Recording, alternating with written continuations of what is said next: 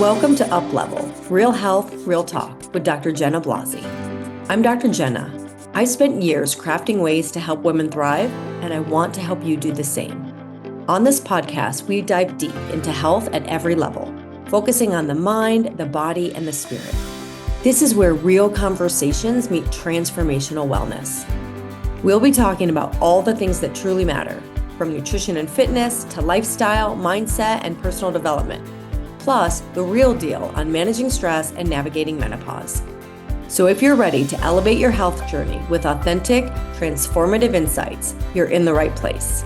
Let's get started.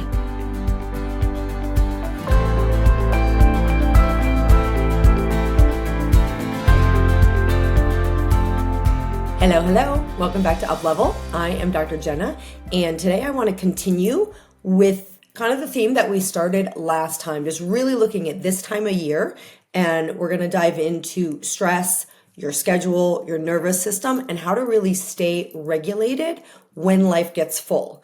Because let me ask you, have you ever noticed that when your schedule gets full, your patience might get shorter, your cravings get louder, your sleep gets worse? This happens to me, I know, when I'm just go. And sometimes I'll be fine all day, and then maybe I can't shut down at night, or maybe there's a lot of snacking at night. And so I really want to talk today about how stress affects your metabolism, your cravings, your sleep, basically all the things that keep us feeling well, and simple ways to calm your body, not just your mind, but your body as well. So let's talk about cortisol, because cortisol is actually pretty misunderstood. I always joke in my talks, well, not always, and I'll say, trick question, how many of you, when we look at the fat storing hormones, insulin, estrogen, cortisol, I say, how many of you would like to get rid of your fat storing hormones? And then I say, it's a trick question, because without them, we don't feel well, right? Without insulin, we're diabetic. Without estrogen, if estrogen were the only problem, we'd all feel amazing in menopause. And cortisol, similarly, cortisol itself is not the enemy. It's what wakes you up, helps you feel alert, helps you handle challenges. The problem comes when it never turns off, when your nervous system stays in go mode and your body doesn't feel safe enough to rest, to digest, to repair. So when cortisol, research shows us when cortisol is always on, it really starts messing with our sleep, our metabolism, our appetite signals. Again, as I said earlier, basically everything that helps us feel balanced. Now, when I simplify talking about the nervous system, because I have a whole separate episode on the nervous system, think of your nervous system like an on-off light switch. Sympathetic is on, go, do, push, run from the bear. Parasympathetic is off, is rest, digest, restore. So when the switch gets stuck on, and some of us have this since childhood, or some of us, maybe we're doing pretty well, and then, quote unquote, life happens, or this time of year happens, and then we get in that mode. So when the switch gets stuck on, you feel wired, you feel tired, you feel reactive, even with small things, right? Our fuse gets shorter. And research has shown us that chronic sympathetic activation, that fight or flight, just being kind of stuck in fight or flight mode, is associated with insulin resistance and increased visceral fat. And regulation practices that activate the vagus nerve, for example, improve glucose control, and they reduce inflammation. So pulling back and looking at what does that mean when your body is constantly in fight or flight, or some people go into fight or freeze, it's like it's saving up for an emergency. It's going to hold on to fat. It's going to slow down metabolism. And so the fix isn't just more cardio or fewer carbs or eating less and moving more. It's teaching your body to turn the switch off. It's teaching your body to calm down. It's teaching your body and telling your body it's safe. It's safe again. And we have our newsletter this month. If you're not on our mailing list, get on our mailing list. You will have missed it already because it came out on November 1st, but you can always ask us for it. We talk about nervous system and ways to stimulate the vagus nerve and ways to calm the nervous system down. And as I also said, I have a podcast on the nervous system as well. Regulation of these things matter for our health. So again, when cortisol stays high, sleep becomes lighter, it becomes interrupted, blood sugar swings start to occur. This leads to cravings, especially for sugar, for salt, depending on, for some people, it might be both of those, or you might be more of a sugar person, more of a salt person. Metabolism can slow down because your body's focused on survival, not thriving. And so you can eat clean, you can work out, but if your body doesn't feel safe, if your body doesn't come into rest and restore, parasympathetic nervous system, it's going to be very challenging to release weight or to feel like your hormones are regulated. So basically, you can't heal or metabolize well in a body that doesn't feel safe. And research has also shown us that chronic stress elevates your evening cortisol. We often talk about that circadian rhythm being flipped. So maybe your cortisol should be high in the morning, get up and go, and kind of calm down at night. Melatonin takes over, tells us it's ready for sleep. A lot of people have a flipped circadian rhythm. So in the morning, your get up and go isn't there. You're exhausted in the morning, but then at night, you're wired and tired. Chronic stress elevates evening cortisol. Evening cortisol suppresses melatonin. It shortens deep sleep. And so you're laying in bed and you might be exhausted, but you can't shut your brain off, can't calm down. And I know this is a lot of you out there. And then there's also research showing us that stress-driven eating is associated with higher intake of refined carbs, of sugar. I've talked about this in past episodes. So it's a vicious cycle. Right? When the stress hormones are high at night, your body thinks it's still on duty. So even if you're exhausted, you don't get that deep restorative sleep. And then the next day, your body looks for that quick fuel. Sugar cravings, crappy food, push through the day. Now, sometimes I want to talk about resistance, like how stress can show up sometimes in the form of resistance. So we're going to do that mind-body tie-in a little bit that I love. Sometimes the resistance we feel, procrastination, emotional eating, irritability, as I said last time, it's not a lack of willpower. It's a message from your body saying, I'm overloaded. Now, when it comes to personal growth, the resistance, my mentors say like growth is on the other side of that resistance. Like what you're resisting is probably where the growth lies.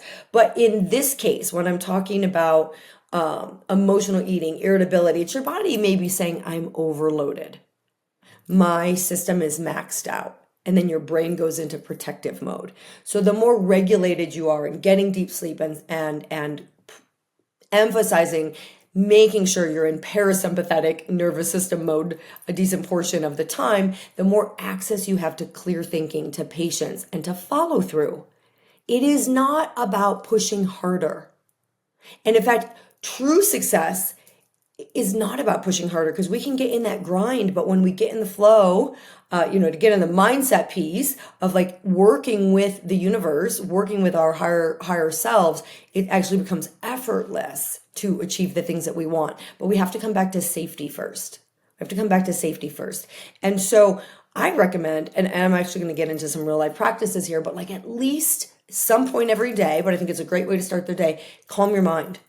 Calm your mind, calm your body, because it's with a calm mind that we can make clear decisions, that we can be decisive, that we can move forward and get things done. When we're overwhelmed, we're not in a clear mind, and often it paralyzes us.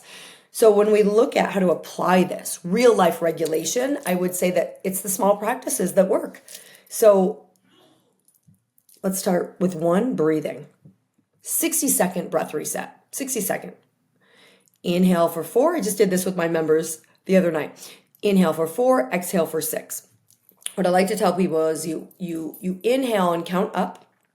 And then at the top of the breath, when you can't breathe in anymore, you count it to 4 or maybe 5, whatever it is. I'm going to suggest 4, just for something to focus on. Pause for a moment. There's a calm that comes in that pause. Then you release the breath, exhale longer. Exhale for 6 counts if it was 4. And then pause at the bottom of that after you've pushed all the air out of your belly before you take that next breath. Now, I'm not going to do this with you right now because some of you might be listening while you're working out or driving. But if you're in a place where you're not doing those things, like pause the podcast and do that breathing. And when we count, it gives the mind something to focus. A lot of people say, oh, I can't meditate because my mind is all over the place. First of all, that's normal. But second of all, when we count, it gives the mind something to focus on. And it's interesting because I have always taught, like for years, and I don't even remember where I initially learned it, to inhale shorter and exhale for longer. It doesn't matter what time. It could be 6 counts to 8 counts. 4 to 6 is what I'm suggesting. But there are people out there that talk about keeping it even. But some research has shown that slow breathing with longer exhales, so again, especially this 4 in, 6 out, activates the parasympathetic nervous system, and it can lower blood pressure and cortisol. So I've always liked that approach, and recognize that even 1 minute of slow breathing can reduce your perceived stress. Now, I don't know if I've ever told you all this story, but I used to do consultations out at Mi Amo Spa Enchantment Resort here in Sedona, and I did life coaching and variety of wellness consultations, and I was working with this big Hollywood producer, and he was into Tibetan medicine, and I think he had some type of Tibetan guide. And so he was talking, one of the things he incorporated at his big Hollywood corporation was there would be a gong that would go off every hour. I just love this. There would be a gong that would go off every hour, and everybody had to stop what they were doing. Picture all these cubicles, all these people working away. We just get in that mode, get in that grind, right? Gong. And then everybody would stop, and they had to breathe for a minute. So we know that even 1 minute of slow breathing can reduce perceived stress. So I thought this was super cool. And guess what? I bet it made them more productive. I bet it made their day more enjoyable. I don't remember if he told me what the results of that were. He just really liked that practice. And I thought it was really beautiful because I think we can all integrate that. That's why I use my iPhone to set various alerts to go off to remind me, what am I thinking? Am I being grateful? Stop for a moment, pause, go outside, breathe, etc. Whatever works for you, but set those reminders. And if you can, build those little tiny micro breaks into your day, it will actually make a huge difference. Which brings me to, the concept of a mini pause. When you move from one task to the next, and again, so many of us are multitasking, which is not really a good idea. When you move from one task to another, take 30 seconds. Ask yourself, what energy am I carrying into this next thing? And then I would recommend set an intention. Take note of the energy you're bringing in, and then see if it's something that you want to shift. What is the intention? What is the energy you want to bring into the next session? I know every time before I meet with a patient or a potential patient or member of my group coaching mentorship, I set the intention of really leaving people better off. Of even if they just hear one aha that shifts everything for them, that transforms them. That's my intention with this podcast, that you just hear something that hits home for you, even if it's just one thing, and you're like, oh my gosh, and it just begins to shift everything. And so what is the intention when I go into a meeting? How can I serve? How can I serve? How can I be there for this person and be fully present? And so anything you're doing, when we shift, for one, I would say truly, when you shift towards what can I give versus what can I get, when you shift towards how can I show up as a fuller, better version of myself, that's going to shift the whole energy around things, because get energy is not, it's not a good energy. But this mini pause is really just about checking in with yourself. What energy am I carrying into this thing? And then maybe setting an intention for what you'd like to carry in. And this alone can reset your nervous system. I also want to talk about boundaries. Number 3 here, number 3. So we've got breathing, we've got a mini pause, and then we have boundaries for self-regulation. I often joke that men are much better at boundaries typically than women. We like to say yes, right? I'm not saying overgive, okay? Don't confuse what I just said about how can I serve, how can I give, as not having boundaries, as relinquishing your self-care for someone else. That is 100% not what I'm saying. Overcommitting keeps your body in fight or flight. Saying no is one of the most regulating things you can do for your nervous system. We can give in lots of ways. We can even give in our thoughts. Holding somebody in a beautiful light, it doesn't mean you go out and say yes to all the things. In fact, I really encourage you, follow your gut. If you want to do something, if it lights you up, then you're really serving. If you're doing it out of obligation or with resentment, that's actually not serving, and it doesn't help anybody, and it's going to affect your nervous system and affect your ability to actually give long term. We have to put our own oxygen mask on first. So really this time of year with the invitations and the holiday parties and the quote unquote obligations, where can you say no? Where can you simplify? I don't send out holiday cards. Do I feel a little bad about it? Like for like a brief second. But look, it's not where I'm at. And I appreciate the ones that I get, but that is just not my thing. I don't have people's addresses. Like, it would be so overwhelming to me to try to mail stuff. It's just not something I love to do. So do people think I suck because I don't know, but that's really not my problem. All right. I can love them and think of them without sending them a, picture of my family. And so that is a boundary that I don't do, and don't feel the need to get all this like consumer give if it's not what's in your heart. Maybe go work at a soup kitchen and give that way. Or don't. Again, find what works for you, but saying no is actually one of the most regulating acts that you can do. And then the evening downshift. So I like to start the day in calm, with intention, with some mindfulness practices, with a nervous system that doesn't hit the ground running right out of bed. And then in the evening, create a cue for your body. This is the day is done. Because so many of us were just, let me finish this task and this, and they just, let me check this email, let me do this, like right up until bed. Set a cue that your day is done and actually have a boundary around it. Because your family knows when you're being present or when you're multitasking and still doing other things. You'll be more productive and more efficient in your workday if you take that time, if you really step away. So dim the lights, stretch, journal, step outside, change clothes. Sometimes if I'm like, I notice that I'm tense or I'm in a state, I'll just go get on the floor with my dog and either play with him, which is super fun, or just like snuggle with him and pet him, and he just loves it. And that just fills me up. Or of course, we can do things with different family members, but pets is that sort of like unconditional love, and we just can feel that joy. But be consistent.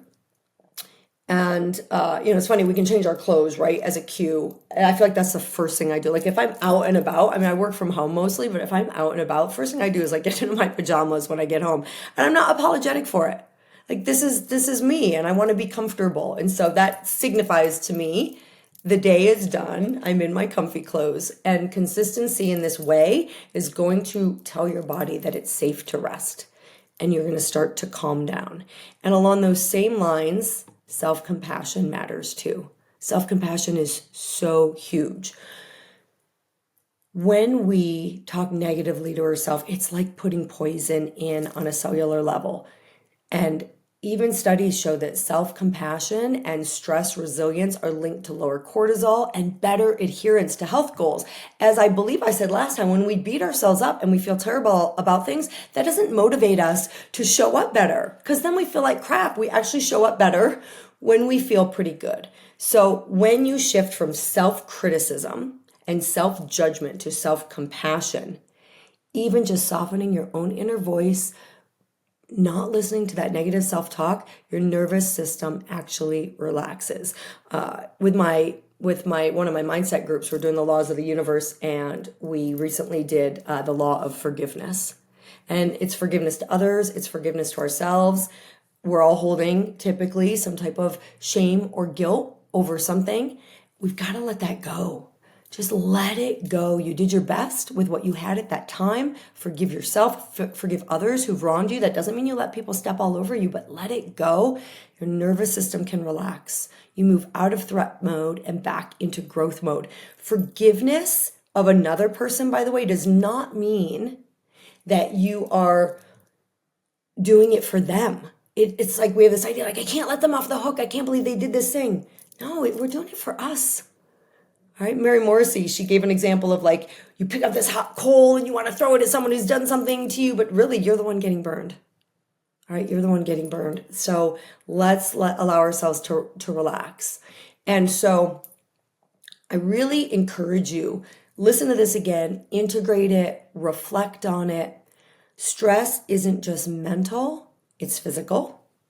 And then the physical affects the mental, and the mental affects the physical. But everything begins in our minds first. It's the meaning that we attach to things. It's the belief that we attach, because what is good or bad?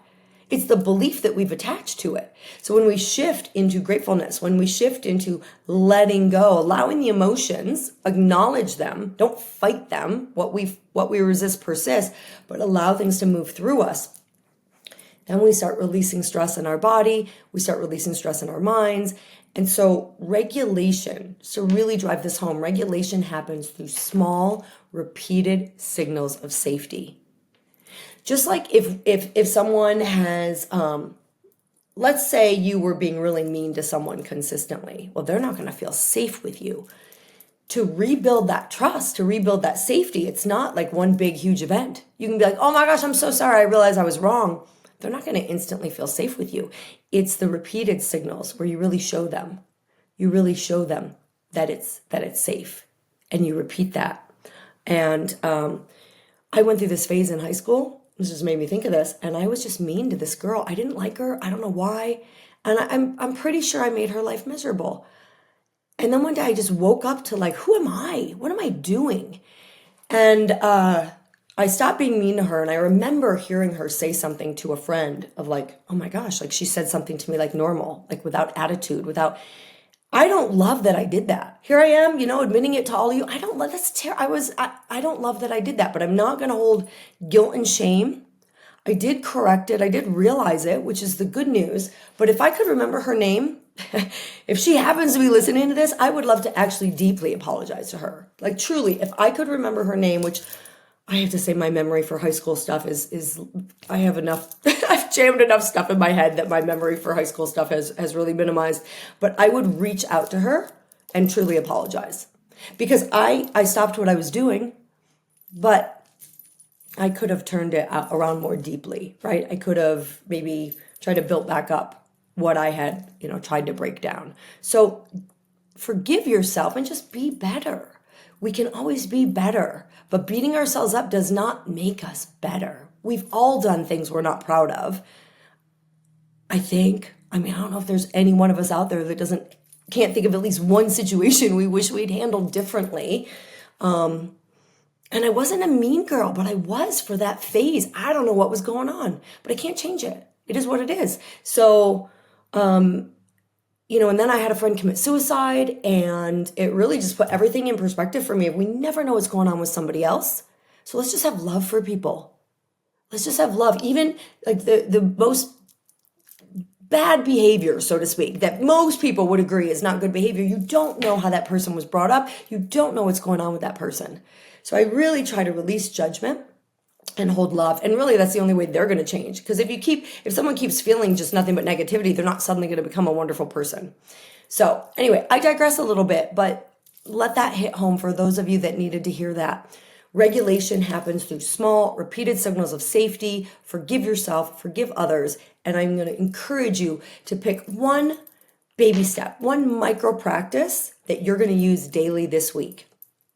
And also ask yourself, where am I pushing through when my body's asking for a pause? Anytime I start to feel too stressed or disconnected or running from one thing to the other, I look at where I can simplify my schedule. And you can.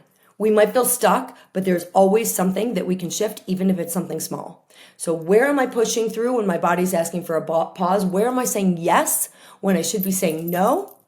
Now, there's also places where you should be saying yes, like to these things instead of no. So look, life doesn't get easier for your body to feel calmer. I work with so many caregivers.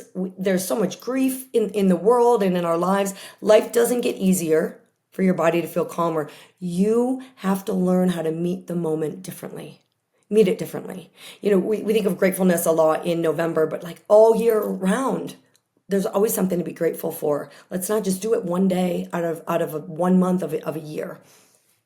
So I invite you to share what practice you've been trying. DM us or email us at hello@uplevelholistichealth.com. What's your favorite reset? What are you trying to integrate or implement? And then we will continue the conversation next time. Thank you all so much for joining me. So grateful for you. I have not been looking at myself, but those of you watching, I just realized that the whole top of my head is cut off. Whoops. So there you go. I was so focused on you. So those of you watching, sorry about the head cut off. Thank you so much. Share this with a friend, and we'll see you next time. Bye-bye. Thank you for joining me on this episode of UPLEVEL, Real Health, Real Talk. I hope today's conversation inspired you to take the next step in your health journey, one that nourishes not just your body, but your mind and spirit as well. Don't forget to subscribe so you never miss an episode. And if you found value in today's episode, please leave a review. Until next time, keep learning, keep growing, and keep thriving. And remember, true wellness is a journey, and you are on the right path.